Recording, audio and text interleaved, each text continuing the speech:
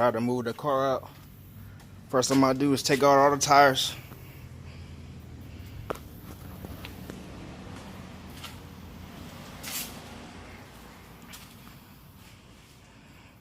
We're gonna start this process back in the HELLCAT.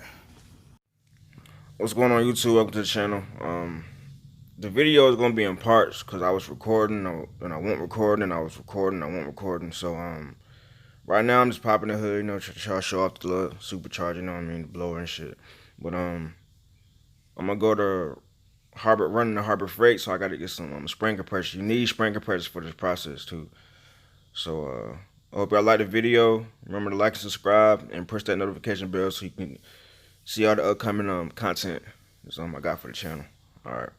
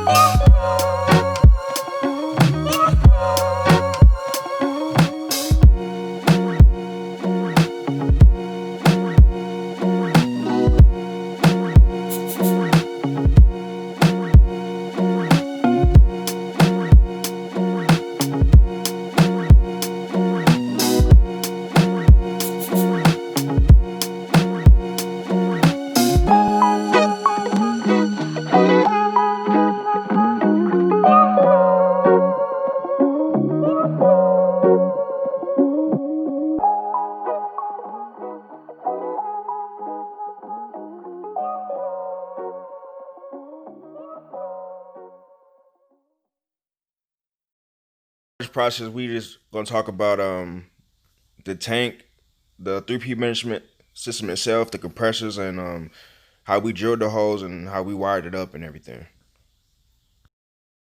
So we already mounted everything up. This is the manifold. This is basically like the brains of the operation here. 2 compressors. You got your tank here. So we got all the fittings in from the company, and so they make it so this filter back here is what filters all the water out of the tank. Make sure no moisture is getting in the tank, the lines, so you don't have any problems down the road for corrosion. So when they give you the fittings, so these 2 fittings right here, we had to go to Home Depot and get them because they actually give another one of these right here that you're going to run a little piece of. Long story short, go to Home Depot, get these 2. So this is going to be a 3/8 inlet. 3/8 inlet. I apologize. Scratch that. 1/4 inlet to a 1/8 inlet. Right here. 3/8 fitting that goes into the back of the tank.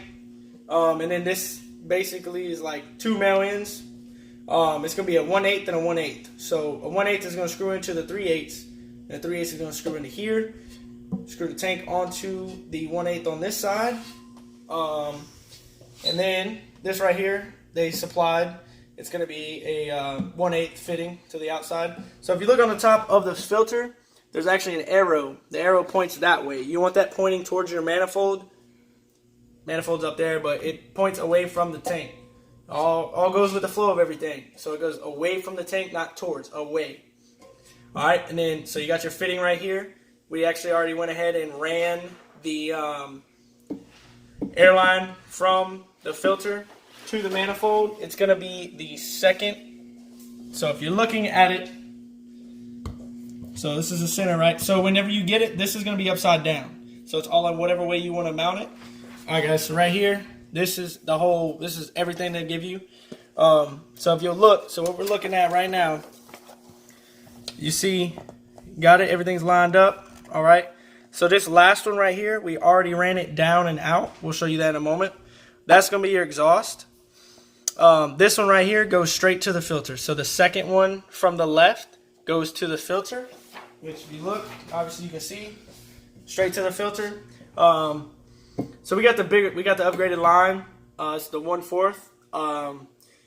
It's hard to work for. It's hard to work with sometimes, but overall you get a faster response and everything. So that's what Guap wanted to go with. So that's what we got.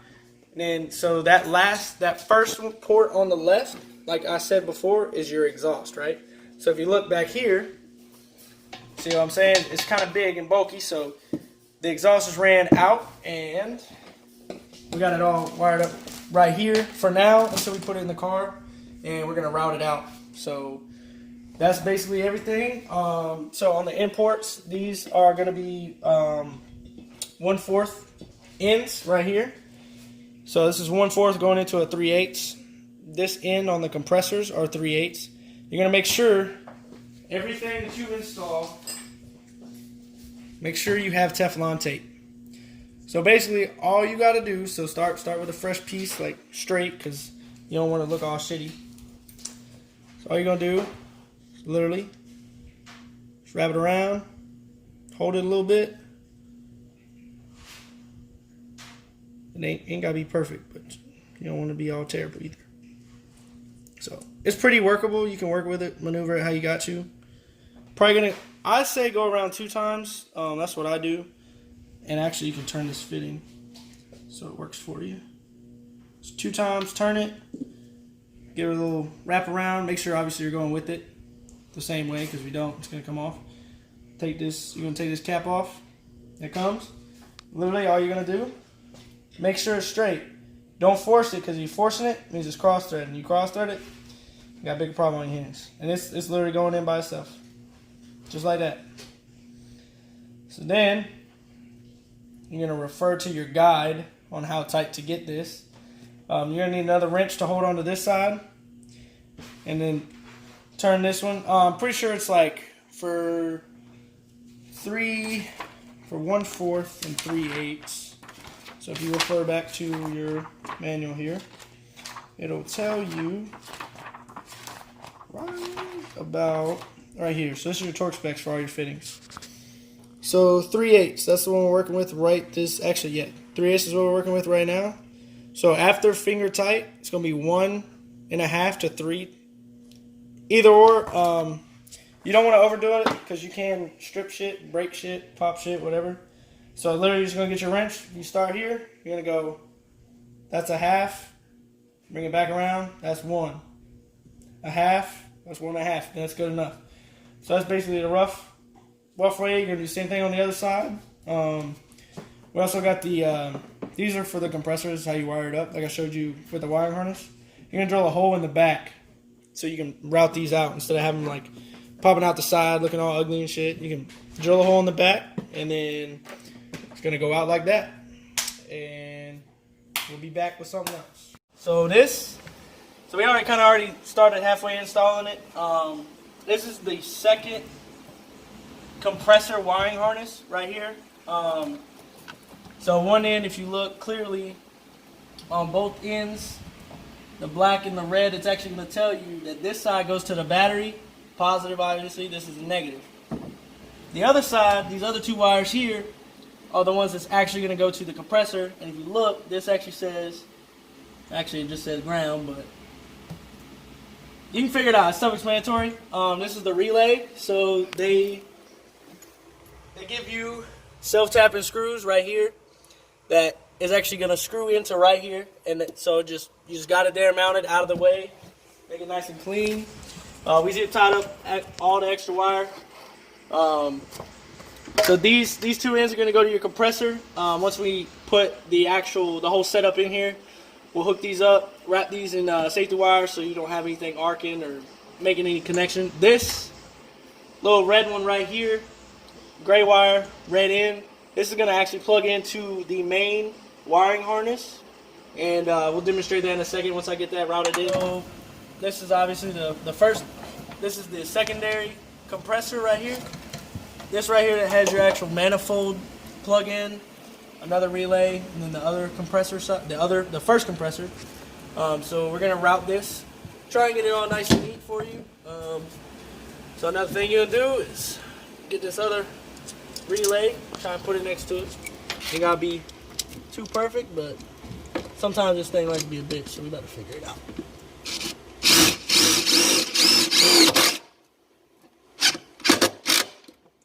Like that. Other relay is mounted in. Now, like I said, this is the secondary harness. This is the red end I talked about. This is the first primary harness. Told you about how it's got to plug into each other. Literally right here. All you're gonna do, just push it in, that's it. That's simple. Boom, plugged in. Now this is gonna route up over here to your first compressor. You can take this side right here, and it's gonna route up to your second compressor. We'll show that whenever we get in here for that. This is gonna route up here. We're actually gonna drill a hole into the where we have everything mounted. Drill a big enough hole to get this to go through, so we can run it into the manifold. So there's that. These ends right here, these are all height sensors. So this is if you get the 3H. So we got the 3P. I'm not even going to take this off because I got to, well, for demonstration purposes only. My hands are sweaty, so I can't get it off. Boom. This is for the 3H. So once you have your height, I do not recommend it. I think it's pointless. If you want to spend more money, by all means. I think it's pointless, but literally I don't have 3H, so I don't know what to tell you. But these, all I know is these are for 3H. So there's that. Put this back on.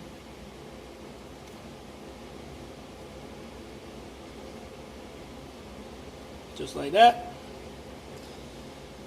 So those don't matter. So you got this right here. Pink wire. Goes the length of the car. And it's all tangled up. Boom. So this is going to act as your remote wire. Which actually it says ignition fused. This is what's going to control having the air management system on whenever you turn your key on. It also has a lot to do with the rise on start aspect of it.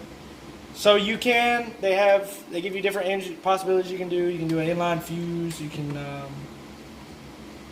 have some other like little slip thing for the fuse. Personally, the way I did it, I'm not saying it's the best way to do it. You can do it however you want. How I did it on mine, I ain't had a problem yet. I literally just splice, take off a good amount so I got enough so I can do that. Then I'm gonna come over here, and if you look, so you got 4 relays right here. You got 1, 28, 29, and 30. Come over here, you got 28 rear defrost, 29 run ACC number 1, 30 is run ACC number 2. I personally use either one of these. You can also use 12, which is your ignition fuse, cigarette lighter actually.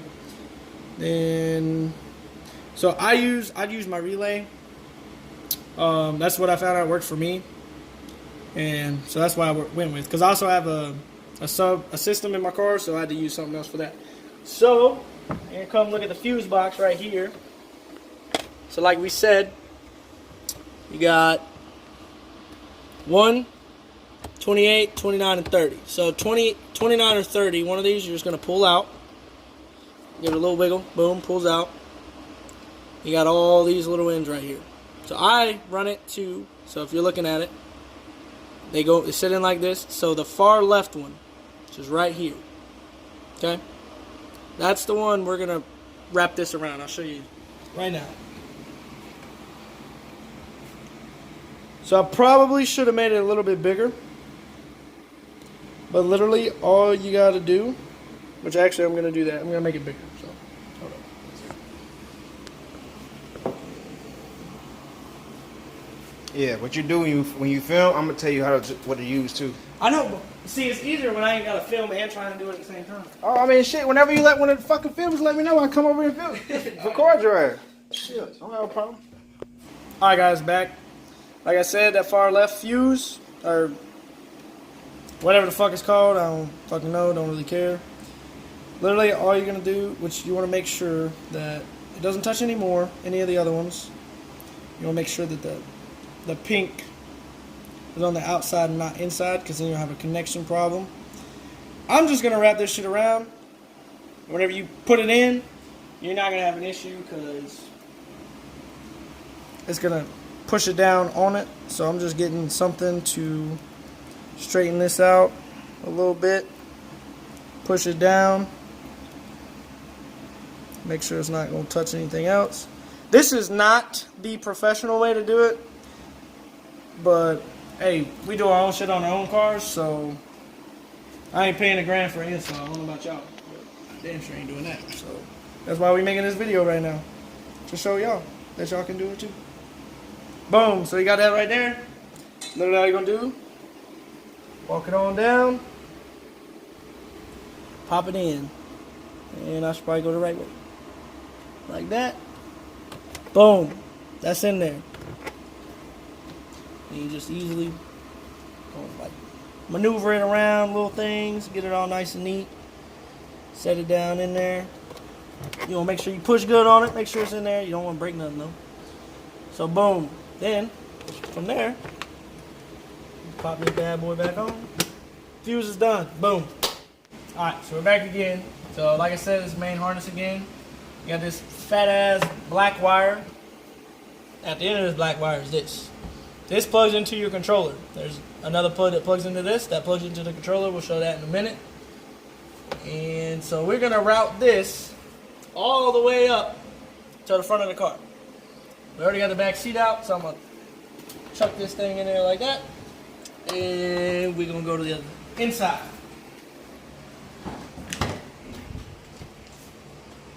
Alright, so it's kind of hard to see. There's a number 2 pencil if anybody need to write anything down. Right here. You're going to try your best to find a spot. You don't want to do it there because that's where it's going to pivot at. So matter of fact, we're going to do this right here. Just going to tuck it down in there like that. Good amount just for now. Then set that right there. Put this seat up like that. Boom. Alright, if you look down here, here she is, right there. We already pulled the seat out. So the way you pull these seats out, all you gotta do is yeet it. That's about it. Just right here, lift up on the edge and yeet. That's it. So I'm gonna pick this up, route this underneath the seat real quick, and eventually we're gonna actually pull out the center console and do it a lot better. But somebody ain't ordered a mountain clip for this thing, so making do with what we got right now. So just pull all the extra out. Keep on pulling, keep on pulling, keep on pulling, keep on pulling. Boom. Alright. So now, we're just going to... Alright, so I'm going to show you this side of it. So, if you want it to be clean, no one to see no wires, like I said, we're not going to do it right now, but literally, you're going to run it up underneath this, down underneath this, and under here. And if I could actually get my fingers in here to get it out from the side, but I can't. We're gonna have to take this off eventually. We'll make a video for that if anyone wants to see it. I'm sure most of you work on your cars, you're looking at this anyway. You've already took this out, I believe. So Challengers have 2 screws on the side. I don't think the Charger does. I think it's inside underneath. But yeah, so you just obviously run the wire underneath. I actually ran it out right here on the side, pulled it up to where I needed it to be, and literally just tucked it under here. So that's a video for another day. So we're gonna keep pulling and see how much. I'll be right back. 2 seconds.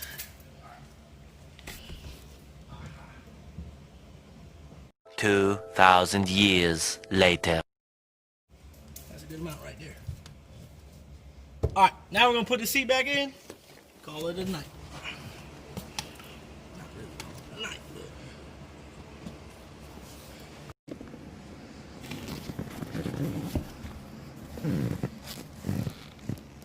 All right, so to put the seats back in, clips, just push it in. Here, pop. Yep. And that's in there.